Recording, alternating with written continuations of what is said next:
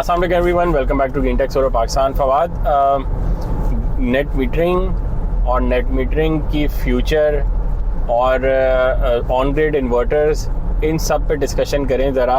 हो क्या रहा है पाकिस्तान में भी, स्पेशली कराची में, और थोड़ा सा अगर हम पाकिस्तान से बाहर की बात करें, जिन्होंने हमसे पहले सोलर लगाना शुरू कर दिए थे, उधर क्या हालात हो रहे हैं, उधर ऑन ग्रिड इन्वर्टर्स क्या कर रहे हैं। ये जो पूरी प्रोग्रेशन है सोलर्स की, रिन्यूएबल एनर्जी की, स्पेशली सोलर में, उसमें हो क्या रहा है और उसमें जो ग्रिड है वो किस तरह रिएक्ट कर रही है सारी चीज़ को।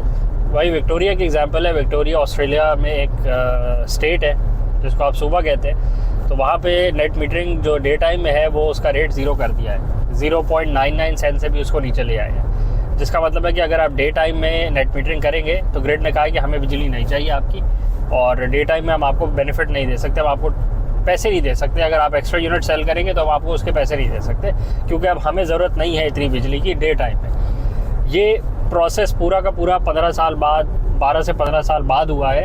जिसका मतलब है कि जब सब घरों ने नेट मीटरिंग करवा ली, मेजॉरिटी 60-65% घरों के ऊपर सोलर पैनल्स लग गए, कुछ उनके घरों को बिजली देते हैं, एक्स्ट्रा बिजली ग्रिड को सेल करते हैं। उसके बाद ग्रिड ने डिसाइड किया है कि भाई अब प्रोग्रेशन ये कहती है, नॉर्मल प्रोसेस यही है कि अब इतनी सफिशेंट एनर्जी हो गई है, डिस्ट्रीब्यूटेड हर घर के ऊपर बन रही होती है, और ग्रिड खुद भी बना रही होती है सेंट्रल पावर स्टेशन के थ्रू। तो अब हमें ख़रीदने की ज़रूरत नहीं है, अब हमें इतना इंसेंटिवाइज़ करने की ज़रूरत नहीं है कि हम बोलेंगे दिन में जो एक्स्ट्रा बिजली आप हमें बेचते रहें। अब इस पर थोड़ा सा बैकलैश इस तरह आ रहा है कि जी जिन जिन लोगों ने अभी रिसेंटली सोलर सिस्टम लगवाए हैं, ये आग लग गई है ना, फैक्ट्री में आग लग गई। अच्छा, कि हमें अब इतनी अनकंट्रोल जो है बिजली, आग लग गई। अच्छा, हमें इतनी बिजली की ज़रूरत नहीं है और हम बिजली ख़रीदें और उन लोगों को इंसेंटिवाइज़ करें। बट जिन लोगों ने अभी रिसेंटली सिस्टम लगवाया होगा उनकी ROI को फ़र्क पड़ सकता है। बट ये भी कोई ड्रास्टिक ऐसा नहीं हुआ कि कल को इससे पहले जी 25 सेंट मिल रहा हो और आज बिल्कुल भी कुछ नहीं मिल रहा। ये ग्रेजुअली 2-3 सेंट से उठ के ही ज़ीरो पे आया है, ये को 15 सेंट से उठ के ज़ीरो पे नहीं आया। तो सबको दिख ही रहा है और सबको पहले ही पता था कि यही होना है। 50 सेंट तक भी मिल रहा था आज से कुछ 5-8 साल पहले, 10 साल पहले, जब शुरू में बिल्कुल इनिशिएटिव को लॉन्च करना था और लोगों को इंसेंटिवाइज़ करना था कि वो सोलर लगवाएं, तब तो एक बिल्कुल मैसिव इन्वेस्टमेंट डल रही थी अंदर कि लोगों को ऐसे दिखाएं कि सोलर में ही बहुत फ़ायदा है, और लोगों को इतना ग्रिड को भी ज़रूरत नहीं थी।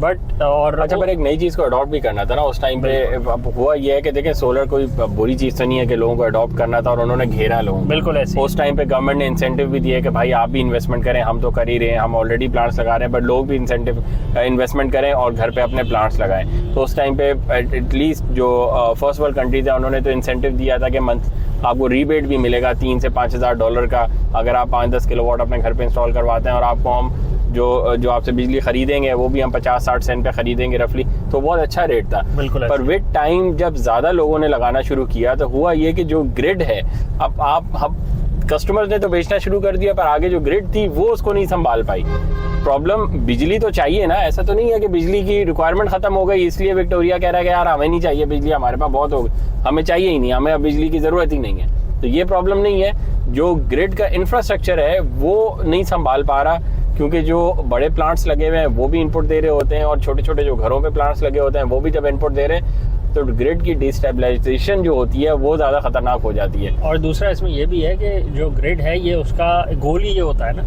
कि हम डे टाइम की जो प्रोडक्शन है अपनी को कम करें, और अगर लोग अपने रिन्यूएबल्स के थ्रू अपनी प्रोड्यूस कर पा रहे हैं तो अच्छी बात है, करें। और ये उनका टारगेट होता है कि 10-15 साल बाद हमें अपनी बिजली कम प्रोड्यूस करनी पड़े और लोगों की बिजली ही आपस में डिस्ट्रीब्यूट हो जाए और शेयर हो जाए, ताकि हमारे ऊपर बर्डन कम आए और हमें जो इंसेंटिवाइज करना पड़ रहा है एक्स्ट्रा पैसे दे देंगे वो ना करना पड़े। ये उन गोल्स में से एक गोल होता है। अच्छा, ये वक्त के साथ हमने इनकी प्रोडक्शन बढ़वानी है और इनका जो नेट मीटरिंग का बेनिफिट है उसको कम करना है। अच्छा, वक्त के साथ ये भी हो सकता है दोबारा, क्योंकि एक साइकिल है ना, कि फिर जब आगे जाके वो लोग अपने पावर प्लांट्स कम करें जो कि एक्सपेंसिव पावर प्लांट्स हैं या फॉसिल फ्यूल के पावर प्लांट्स हैं, तो फिर जो लोगों के प्लांट्स हैं उनको दोबारा थोड़ा बहुत देना शुरू कर दें कि अब हमें दोबारा से आपकी नीड है, क्योंकि ये लोग तो इन्वेस्टमेंट कर चुके और इसमें कोई मेंटेनेंस नहीं है ना। एक फॉसिल फ्यूल पे जो प्लांट चल रहा है वो एनवायरनमेंट के लिए भी ख़राब है, उस पर पैसे भी लग रहे हैं, उसकी मेंटेनेंस भी ज़्यादा है, उसमें कॉस्ट भी ज़्यादा आ रही है।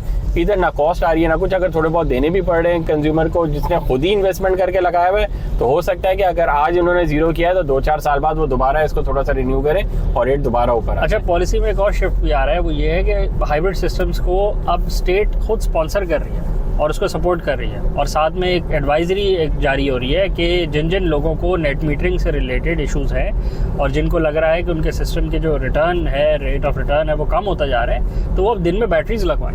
बिल्कुल। और सबसे बड़ी बात, वो उन बैटरीज में एनर्जी स्टोर करें, बिल्कुल, रात को खुद कंज्यूम करें उस बैटरी को, उस एनर्जी को, ताकि पीक टाइम चार्जेस ना लगे उन पे। दूसरा, उनकी ग्रिड पे डिपेंडेंस कम हो। और तीसरा ये कि अगर वो चाहें तो उस एनर्जी को शाम में नेट मीटर भी कर सकते हैं, क्योंकि शाम में रेट अभी भी वही मिल रहा है, क्योंकि शाम में सोलर नहीं होता और शाम में फिर ग्रिड को बिजली अपनी उसी रेट पे प्रोड्यूस करनी पड़ती है जिस पे वो पहले करती थी।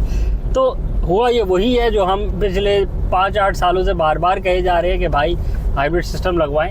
ऑन ग्रिड से ज़्यादा बेहतर होता है, क्योंकि पहले वो आपको बिजली देता है, एक्स्ट्रा बिजली आप स्टोर करते हैं, पीक टाइम पे यूज़ कर सकते हैं और इन द लॉन्ग रन आप उसको ग्रिड को सेल भी कर सकते हैं अगर आप सफिशिएंट बैटरी बैंक लगवाएं।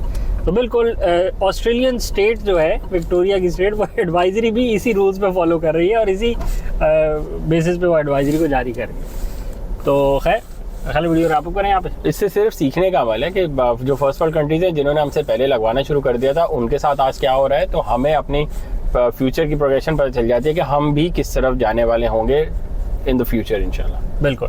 खाली वीडियो करते हैं, चैनल को लाइक करें, सब्सक्राइब करें, ज़्यादा शेयर करें, कमेंट्स में बताएं आपके यहाँ क्या हालात हैं, ऑन ग्रिड सिस्टम ज़्यादा लग रहे हैं, हाइब्रिड लग रहे हैं, और कौन सा सिस्टम क्यों लग रहा है। Thank you.